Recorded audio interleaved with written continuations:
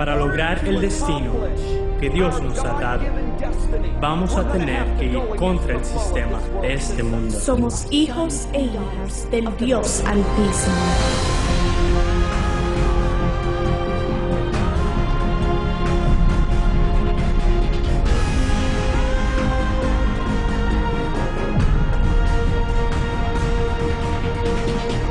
Jesús dijo que la luz de ustedes alumbre delante de todos para que todos vean sus buenas obras. La palabra dice, no todos moriremos, pero todos seremos transformados.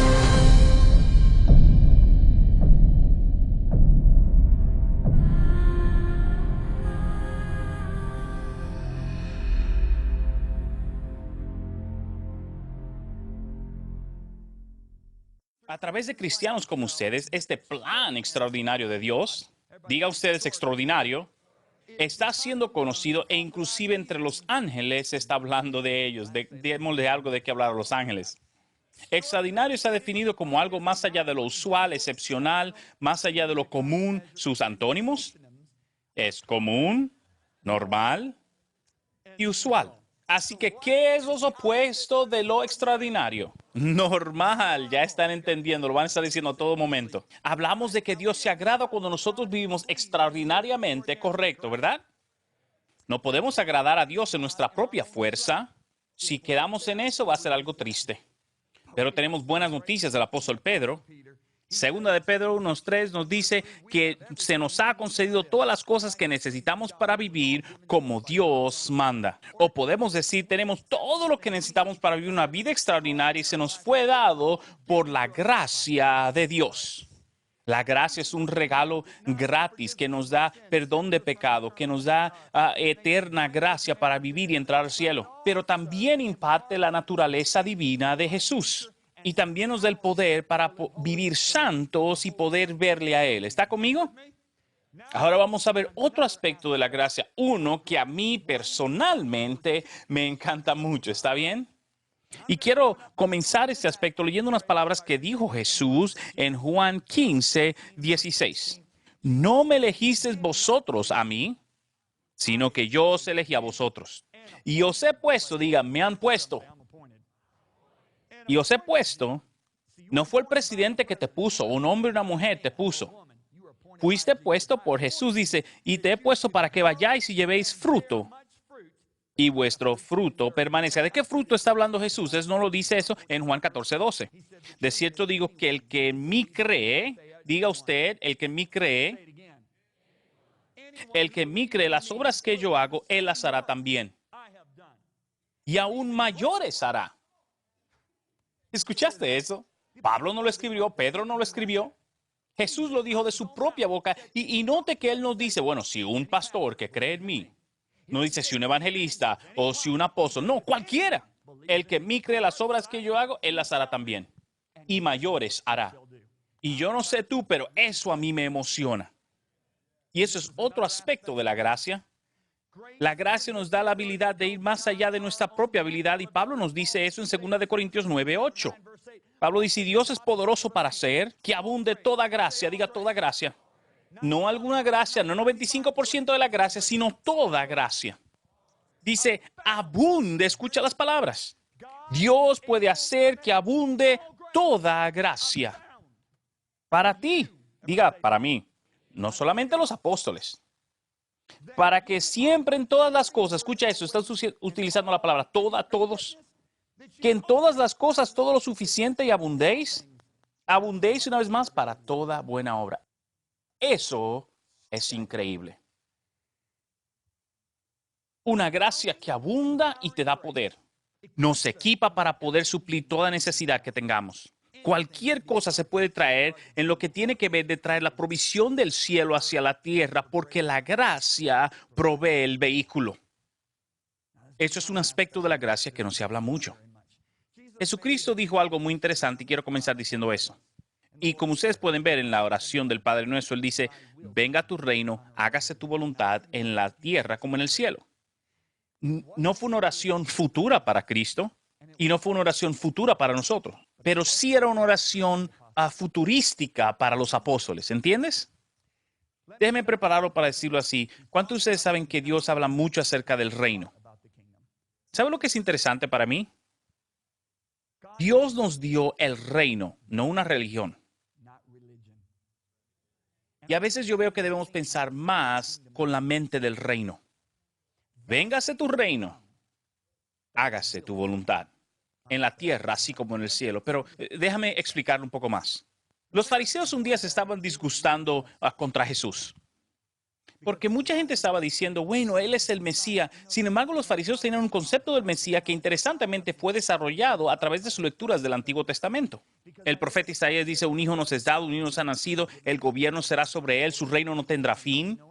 Así que tiene un concepto de un Mesías que viene, que es un militar, que es un guerrero, que iba a venir a liberarlos de la opresión romana, iba a gobernar, tendría el reino de David por siempre, siempre y siempre. Pero cuando Cristo viene, como un niño de Nazaret, con una cantidad de prostitutas y la mafia siguiéndolo porque los publicanos eran los mafiosos en aquel entonces. Y dicen, un momento, ese no es el Mesías que esperábamos. Así que esa gente se están frustrando tanto que están diciendo, este no es el Mesías. Así que por fin se cansan y dicen, ¿sabes qué? Ok, si tú eres el Mesías, ¿dónde está el reino? Eso fue en el libro de Lucas. Dime, Isaías dice que de tu trono vendrá el gobierno y que no tendrá fin. Entonces, ¿dónde está? Entonces Jesucristo le mira y le dice, oye bien, no diga que el reino está aquí o allá. El reino de Dios está dentro de ti. Específicamente dice dentro de ti. Cuando le estaba diciendo eso, no le estaba diciendo a los fariseos, porque dice, ustedes los fariseos son de Satanás. ¿Entiendes? Él está hablando de aquellos que iban a nacer de nuevo y pasar a ser hijos de Dios. Porque Jesucristo dice lo siguiente, y es algo increíble. Él dice en Lucas, y quiero leérselo a ustedes. Él dice en Lucas 12:32, no temáis manada pequeña, porque es a vuestro Padre le ha placido daros el reino. ¿Ok? Así que tenemos que preguntarnos entonces, ¿cuándo vino el reino? La respuesta es simple, el día de Pentecostés. Los apóstoles hacen la misma pregunta vez tras vez a Jesús, ¿verdad? Antes de subir al cielo. Jesús muere, es enterrado, resucita ahora. Resucita y dicen, oh, ya sé, es el Mesías.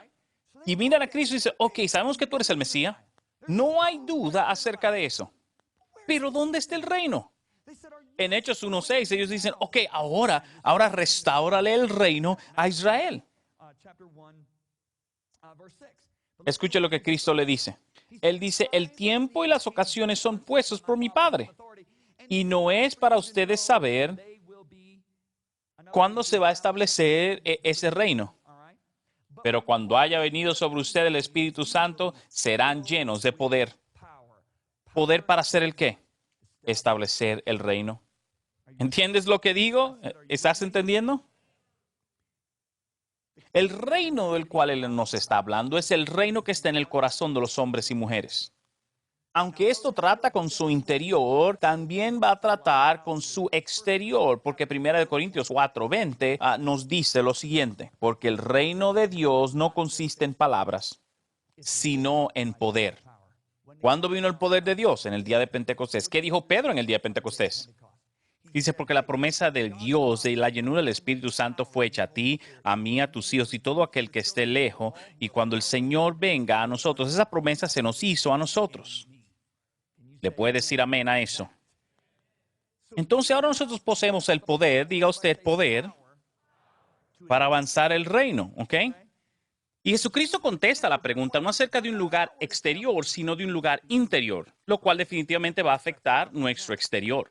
Hágase en la tierra así como en el cielo. Así que vamos a hablar cómo Jesucristo hacía que la dinámica del cielo se representara en la tierra. ¿Ok? Es fácil ver la pasión de Cristo en los evangelios. Para dar, para sanar, para liberar, para revelar sabiduría, traer una vida exitosa para aquellos que querían estar en Cristo. Vamos que era la luz en la oscuridad, ¿verdad? Que Él ayudaba al que estaba pesado, que sanaba al enfermo. La puerta de libertad para aquellos que estaban atados. Era el camino al perdido. Era la verdad para el confuso. Era el pastor para el alma pesada. Él era el salvador de los que lo necesitaban, el redentor del cautivo. Y la lista continúa y continúa. Él era literalmente, pudo traer el cielo a la tierra. Y él decía, verme a mí es ver el Padre. ¿Correcto? Ahora escuche estas palabras que él nos dice antes de partir. En Juan 20:21 nos dice, escuche estas palabras, como el Padre me envió, así también os envío yo. Así como el Padre me envía a mí. ¿Hacer el qué?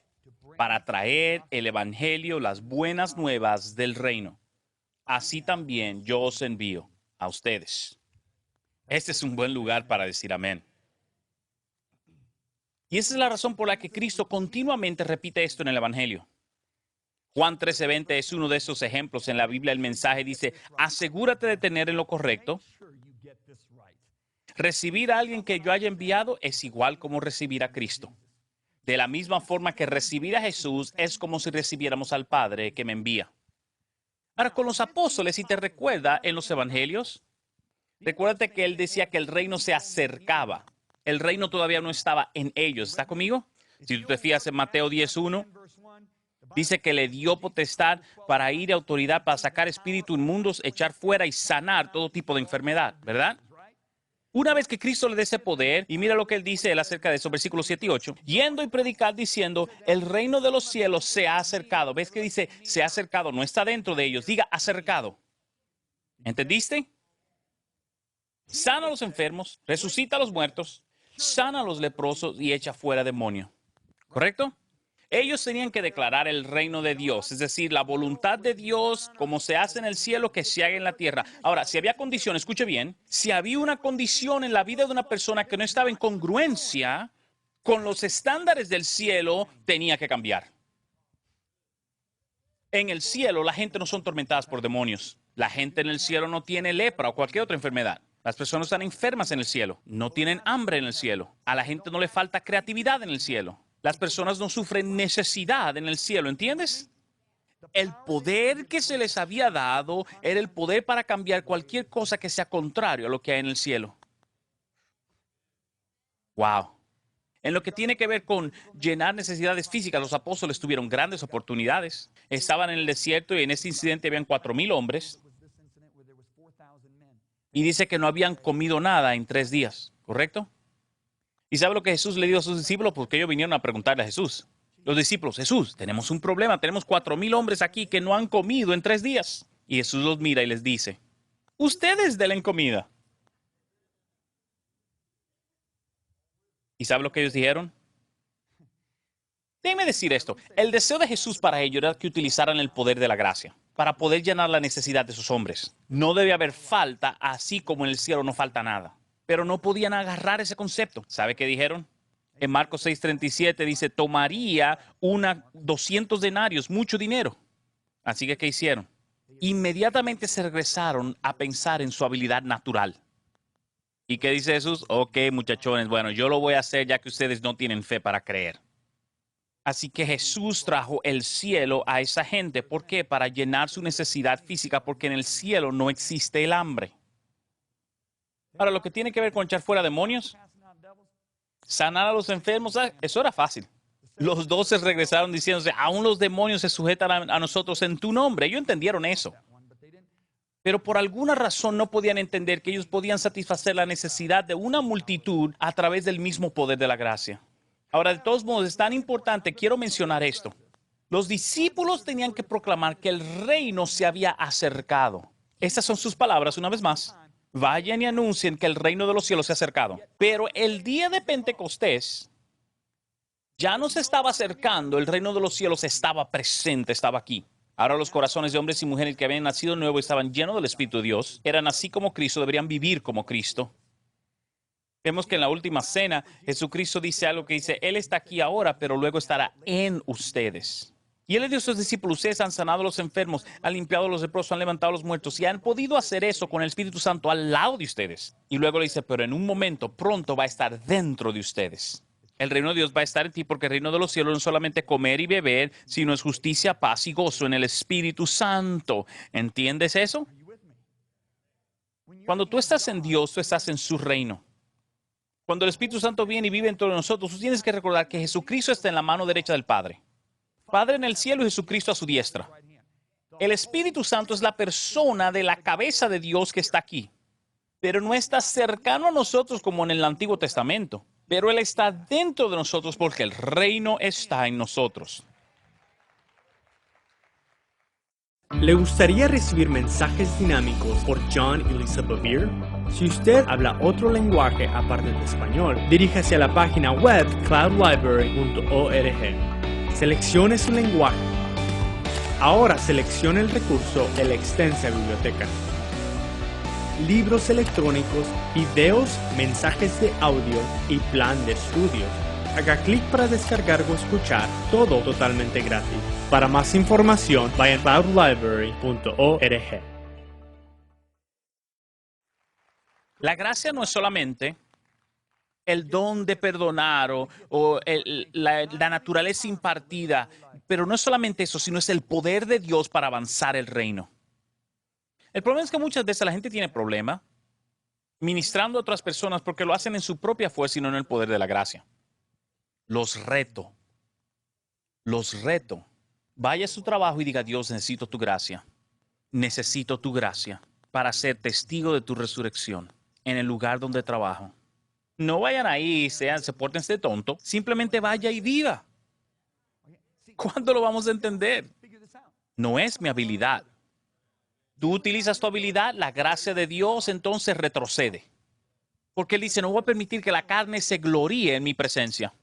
Pero cuando tú vas ahí y dices: ok, Dios, simplemente me voy a rendir.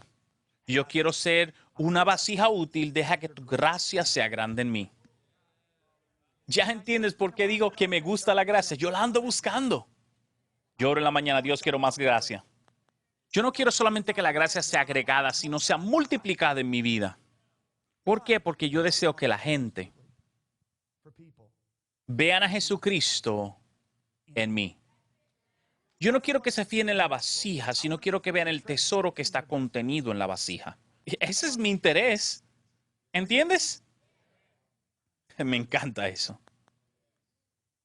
Tristemente, al principio, la iglesia no reconoció el poder de Dios que estaba disponible para todo creyente, como Él lo mencionó en la última cena.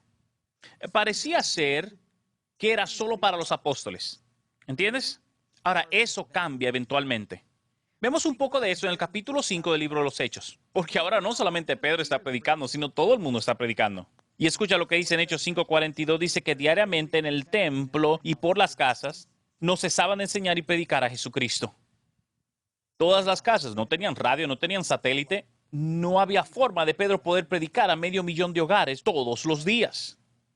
Eso significa que los demás creyentes se dieron cuenta: ojo, tenemos el poder del reino. Tenemos la gracia para poder avanzar el reino. ¿Entiendes? Y a partir de este entonces comenzamos a escuchar la palabra multiplicación. Escuche bien. Esto es Hechos capítulo 6, versículo 1, es decir, el próximo versículo después de lo que acabamos de leer. En aquellos días, cuando crecía el número de los discípulos, diga multiplicar. Es la primera vez que vamos a ver la palabra multiplicación aquí en Libros Hechos. Antes de eso se utilizaba la palabra agregar, porque son los apóstoles. Cuando solamente son los apóstoles operando en la gracia del reino, vas a tener adición. Déjenme leer unos cuantos. Hechos 2:41, y ese día como 3,000 personas fueron añadidas. Hechos 2:47 dice: el Señor añadía cada día a los que venían a la iglesia. En 5:14 dice que también añadía. Solamente vemos la palabra añadir o agregar. No ves la palabra multiplicar hasta Hechos capítulo 6, y los creyentes comenzaron a operar en el poder de Dios. Amén. ¿Estás conmigo? Ahora vaya a versículo 7, dice: el número de los discípulos se multiplicaba grandemente. Diga, multiplicaba grandemente. Ahora déjeme compartirle un poco de la diferencia entre adición y gran multiplicación. Si el pastor Mark de esta iglesia gana 500,000 de personas para el Señor cada mes, ¿cuántos de ustedes dicen: eso es un buen ministerio? ¿Sabe cuánto tiempo le tomaría para él ganar todo el mundo? Le tomaría 1,000 años. Claro, que durante esos 1,000 años nadie se muera y nadie nazca. ¿Entiendes cuánto es 1,000 años? Déjame darte una referencia. Regrésate 1,000 años atrás. Cristóbal Colón no había nacido, no existía los Estados Unidos de América. El rey Luis de Francia tampoco. ¿Sabe cuánto tiempo te toma para predicar a todos los Estados Unidos? 1 año y 10 meses. ¿Y sabe cuánto tomaría alcanzar todo el mundo? 2 años y 9 meses. Uno es adición, añadidura, el otro es gran multiplicación. ¿Ves cuán lejos estamos? Simplemente porque no hemos predicado la gracia de Dios tal y como lo es. Y eso es lo que sucedió en la iglesia de los tiempos. Escucha bien. Hechos 19, versículos 9 y 10. Pablo se va y lleva a sus seguidores con él. para darle una enseñanza. Y se fueron a la escuela de Tirano y dice que habló ahí por 2 años hasta que todo judío y griego en el área de Asia oyeron la palabra del Señor. ¿Estás entendiendo lo que te digo? La población de Asia Menor en ese tiempo era alrededor de 11 millones de personas. Escuche sus palabras. Todos los que habitaban en Asia, judíos y griegos, oyeron la palabra del Señor. ¿Cuántos de ustedes saben que la Biblia no puede exagerar? ¿Saben lo que es una exageración? Una exageración es esto. Me fui a pescar el sábado pasado al lago en las montañas y pude pescar todos los peces que estaban en el lago. ¿Qué te está diciendo ese muchacho? Él está diciendo, atrapamos muchos pescados, pero no lo atrapamos todos. Eso es una exageración. Es una mentira. ¿Ok? ¿Estás conmigo? ¿Cuántos de ustedes saben que la palabra de Dios no puede exagerar? Ahora, piensen esto conmigo. Las palabras de Dios dicen que todo ser humano, tanto judío como gentil, escucharon la palabra del Señor en 2 años. No hay forma que en Asia Menor 11 millones de personas pudieron todo asistir a la iglesia de Tirano. ¿Qué estaba haciendo Pablo? Exactamente lo que yo hago con ustedes hoy día. Le está diciendo, tú tienes la gracia de Dios para hacer el qué, para avanzar el reino. Para de hacerlo en tu propia habilidad. Porque, ¿qué dice Pablo? Si vas a tratar de perfeccionar, ¿verdad?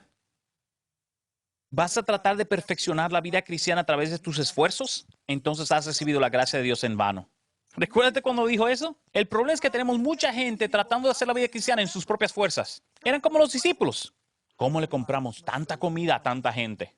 Cristo dice, te dije que le dieras de comer. Yo te dije, yo, el Señor de gloria, revelado en carne, te dije que le dieras de comer. ¿Qué más necesitas? No necesitas nada más. Y esa es la clave. Necesitamos escuchar cuál es su palabra en la situación en que estamos. Señor, háblame acerca de las personas que están en mi trabajo. Ahora, no me malinterprete, no estoy diciendo que vaya a trabajar y se ponga a predicar. No le están pagando para trabajar, así que no le robe a su jefe. De ahora, usted puede estar trabajando duro y ser un buen testigo. Tú quieres hablarle, predicarle, Dios te pone eso, invítalo a almorzar, invítalo a cenar. Pero si todos nosotros comenzamos a movernos en el poder de Dios y hablar así como lo hicieron en la escuela de Tirano, 11 millones de personas, ¿entiendes? No habían satélite en esos días. No había radio. Sin embargo, toda persona en la región de Asia, 11 millones de personas, escucharon la palabra del Señor en 2 años. Te digo que Pablo entendía la gracia. Él vio lo que sucedió cuando solamente Pedro y Juan estaban operando en el poder de Dios, pero él no lo vio, pero él sabía lo que sucedió. Otros compartieron con él lo que sucedió, porque ahora que dicen, esos han venido a trastornar al mundo. Ellos entendieron el poder de la gracia, porque ellos dijeron, gran gracia está sobre los apóstoles. Dijeron, hey, esta gracia, recuérdate, Jesús dijo, cualquiera que cree en mí, ¿entiendes? ¿Estás conmigo? Si tú ves en el libro de los Hechos, es algo increíble. Vas a descubrir que había creyentes que no eran apóstoles, que no eran profetas, que no eran evangelistas, pastores o maestros, que estaban haciendo cosas extraordinarias a través de la gracia de Dios. Uno de ellos es Esteban. Esteban trabaja en un restaurante. La iglesia tenía un Starbucks, ¿verdad? Y él era uno de los empleados del Starbucks de la iglesia que le daba su cafecito a la gente antes del culto de la mañana. ¿Entiendes? Pero ¿sabe lo que dice la Biblia acerca de Esteban, el cual trabajaba en el restaurante de la iglesia? Hechos 6:8, un hombre lleno de la gracia de Dios. Estoy leyéndote de la Biblia. Esteban, un hombre lleno de la gracia de Dios. Y dice que con poder hacía grandes milagros y señales entre el pueblo. Estoy emocionando ahora mismo. No solamente había gran gracia sobre los apóstoles para avanzar el reino, pero también ahora ven que hay gran gracia sobre toda persona porque se dan cuenta que Cristo dijo, ya sea hombre, mujer o niño. No solamente Esteban operó en milagros, sino que también era fuerte en la verdad. Escucha lo que la Biblia dice acerca de él. Porque algunos hombres de la sinagoga querían discutir con él de la Biblia y a través de la gracia de Dios habló la palabra de Dios brillantemente. Escucha lo que dice la Biblia acerca de este hombre que trabaja en un restaurante. Y dice que ninguno de ellos pudieron venir en contra de la sabiduría con la cual Esteban hablaba. Él no lo miró y le dijo, hey, yo mejor quiero que usted hable con el pastor de la iglesia. Porque él se dio cuenta que había gracia sobre su vida. No era solamente en Pedro. Él también estaba lleno de poder y de gracia. Wow. Déjenme leer esto una vez más. Dios puede hacer que toda gracia abunde en ustedes para que ustedes siempre tengan todo lo suficiente para toda buena obra. Escucha la palabra gracia una vez más. Abundante gracia. Escucha la palabra siempre, siempre y siempre y siempre y siempre. Esteban nunca fue un líder de la iglesia. No era un ministro a tiempo completo que sepamos. Fue un creyente que hizo la buena obra. Y debes ver la forma en que terminó su vida. Lo perdonó aunque lo estaban matando. ¿Quién es otro? Otro se llama Ananías. Ananías es un nombre regular, no es un apóstol, profeta, evangelista, pastor, maestro. Pero Dios viene a este creyente común. Ananías, lo cual es un hombre regular. Tal vez trabajaba limpiando, era un ingeniero o tenía un negocio cualquiera. Pero Dios viene a él. Y en la Biblia dice, había cierto creyente en Damasco llamado Ananías. Hechos 9:10. ¿Y sabe lo que Dios le dice a él? Yo quiero que tú vayas y que tú ores por este hombre para que pueda ver.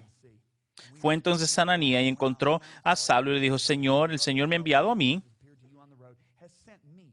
para que tú recibas tu vista y seas lleno del Espíritu Santo. Dice que inmediatamente que de los ojos de Pablo como escamas cayó esto y Pablo recibió su vista y fue bautizado y no escuchamos más de Ananías. No fue un apóstol, no fue profeta. Simplemente fue un creyente de Dios que operó en la gracia de Dios para avanzar el reino de Dios. ¿Entiendes eso? Jesús dice, ir por todo el mundo y predicar el evangelio a toda criatura. Aquel que crea, bautízalo, y que sea salvo, y aquel que no crea será condenado. A los creyentes se les dará poder para hacer milagros. Echarán fuera demonios. Continúa diciendo cosas, ¿no? ¿Recibiste algo de esta sesión? Déjenme aclararle algo. La gracia de Dios, escuchen bien, no es solamente un regalo gratis, no solamente perdona los pecados, no solamente nos permite entrar al cielo, también nos da poder en la naturaleza, nos da el poder de vivir santo y nos da el poder para traer la voluntad del cielo a esta tierra oscura. Esta es la pregunta. ¿Dónde está la falta de conexión? ¿Por qué no estamos todos operando en este poder? Eso lo vamos a ver en la próxima sesión y créeme, he estado predicando todas estas sesiones solamente para llegar a la próxima sesión que vamos a hablar porque va a ser...